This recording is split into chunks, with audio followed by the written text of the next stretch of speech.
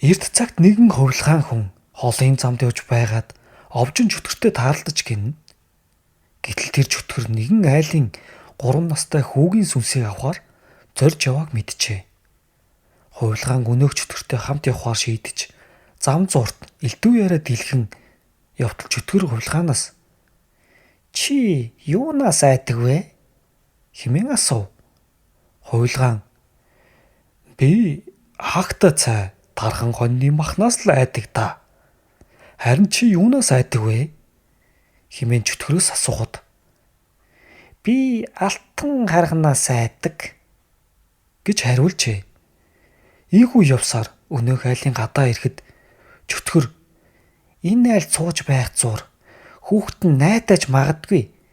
Тэгвэл чи чөтгөр өршөөг гэд хэлчихээрэй" гэж хувилгаан загчээ.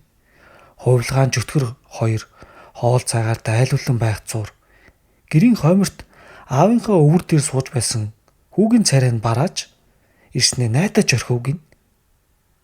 Хувилгаан самбаачлан "Бурхан өршөөг" гэд хэлчихв.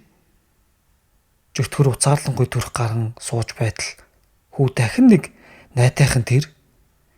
Яг энэ үед хувилгаан амандаа цай балгачихсан суусан тул чөтгөрд боломж олдож "Чөтгөр өршөөг" хэмээн хэлж орхитол аавынхаа үр дээр сууж байсан хүү ухаан алдаж унаж сүнсэн чөтгөрийн мэдлэлд иржээ.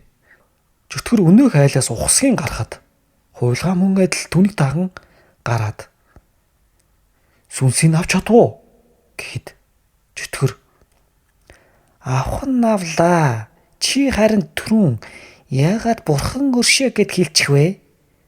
Түүнээс ч болж олон бурхан хүүг тойрч суучгаад сүнсийг нөгөхгүй нилээн зовоолоо" гэв. Хувилгаан арга сэтэж "Алив хүүгийн сүнсийг харъя" гэхэд чөтгөр түүнд харуулж гин. Хувилгаан боломжийг ашиглан хүүгийн сүнсийг булааж аваад өнөөх айлын хажууханд байсан бутан дунд ороод суучихв. Чөтгөр өөрийн айж явдаг зүйлээ хувилгаанд хэлчихсэн тул хувилгаан шид үзүүлэн өнөөх бутнуудыг алтан харган мэд харагдуулахад чөтгөр ойртож чадалгүй хийдий хүцэн уурлаж бутыг тарган хоньны мах агта цайны эдэгээр булж орхиод хувилгааныг гарч ирэхийг нь хүлээж сув. Тэгтэл хувилгаан галаасан тарган хоньны махыг шараад хажууханд нь байсан тогтоол уснаас шүүж аваад цайны эдээг буцалгаж цай чанаж уугаад ар өвөр талаа нилээн зайтай болгоод унтаад өгөв. Чөтгөр хүлээд тислэхгүй явсан тул цэцэн мэргэн хувилгаан өнөөх айлд орж хүүгийнх нь сүнсийг бидэнд буцаан оруулав.